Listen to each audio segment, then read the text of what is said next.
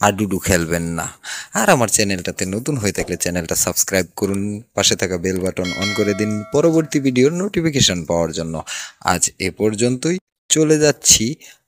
আবার দেখা হবে নতুন কোনো ভিডিওতে, নতুন কোনো সিনেমার কথা নিয়ে বা নতুন কোনো স্টারের আলোচনা সমালোচনা নিয়ে। সেই পর্যন্ত ভালো থাকবেন, সেই প্রত্যাশায় শেষ করতেছি। আল্লাহ হাফেজ।